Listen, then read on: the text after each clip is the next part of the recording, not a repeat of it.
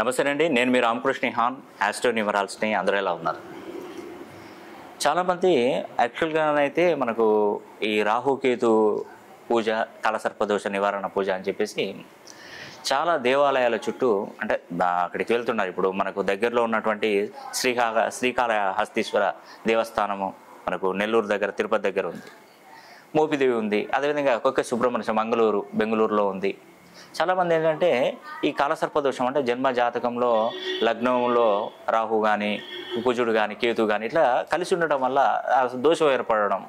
దీనికి మళ్ళీ ఈ యొక్క కుజుని యొక్క స్థితి మరి కొన్ని స్థానాలలో జన్మంలో ఉండడం కానీ, ద్వితీయంలో, చతుర్థంలో, సప్తమంలో ఇట్లా ఈ యొక్క కుజుడు ఉండడం వల్ల కూడా సర్పదోషంగా ఏర్పడుతుంది. మనకు 12 కాల సర్పదోషాలు ఉంటాయి. సర్పదోషాలు, ఆ సర్పదోషాలలో ఏదో ఒక సర్పదోషం వలన ఇబ్బంది పడతారు. అది పూర్తిగా మనం సూక్ష్మంగా పరిశీలన చేస్తేనే మనకు అర్థమవుతుంది.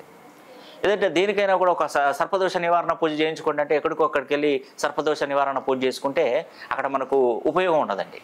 ఎందుకంటే ఎక్కడైనా దేవస్థానాలలోకి వెళ్తే ఏంటంటే సామూహికంగా చేస్తారు.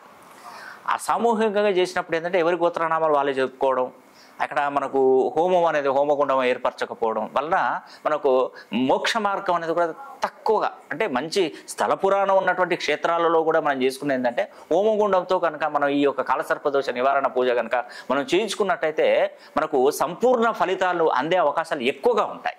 ఇప్పుడు చాలామంది నాకు కాల్ చేసి ఏమంటున్నారంటే, మేము రాహుకేతు పూజ చేయించామండి, కాలసర్పదోష నివారణ పూజ చేయించిన, సర్ప సంస్కారం చేయించామండి, అయినా మా అమ్మాయికి వివాహం కావట్లేదు, మా అబ్బాయికి ఉద్యోగం దొరకట్లేదు, మా అబ్బాయి విదేశాలకు వెళ్ళే అవకాశం రావట్లేదు, మా పిల్లోడికి సంతానం కలగట్లేదు, పుట్టినటువంటి పిల్లలు చనిపోతున్నారు, అబార్షన్స్ అవుతున్నాయి, నిలబడట్లేదు, పుట్టినటువంటి పిల్లలు అంగవైకల్యంగా జన్మిస్తున్నారు, ఇలా రకరకాల సమస్యలతో ఇబ్బంది పడుతున్న నాతో చెప్తున్నారు. కాబట్టి దీనికి ప్రత్యేకంగా మనం హోమం ద్వారా, అంటే వాళ్ళకు ఉన్నటువంటి జాతకాన్ని నా దగ్గర ఉన్నటువంటి అతి పురాతనమైనటువంటి తాళపత్ర గ్రంథాలలో చూసి ఎవరికి ఏ హోమం జరిపిస్తే వాళ్ళకు మంచి జరుగుతుందని కూడా నేను ప్రత్యక్షంగా, మీరు అక్కడున్నా కూడా ఆ టైం అనేది వేళా విశేషం చెప్తాను. ఆ 10-15 నిమిషాలు మీరు దగ్గరలో ఉన్నటువంటి దేవస్థానాలకు వెళ్ళి చక్కగా నేను చెప్పినట్టుగా కొన్ని నియమాలు కనుక మీరు పాటించినట్టయితే ఆ యొక్క రాహుకాలంలో దీపారాధన ఎలా చేయాలని కూడా నేను ప్రత్యేకంగా తప్పకుండా మీకు తెలియజేస్తాను.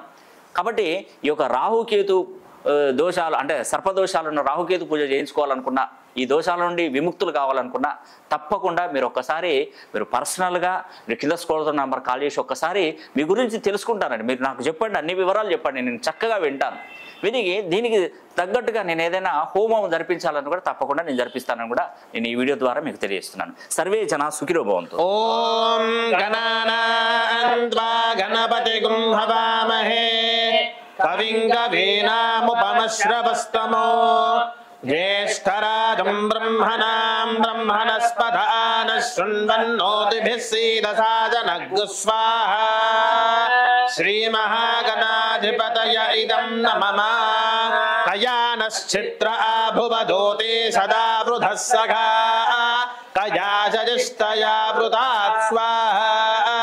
కేతుం గృణ్వన్న కేతవేపేషో మర్యా అపేషసి సముషద్భిరజాయధాత్ స్వాహా. కేతుగణాయ ఇదం నమః.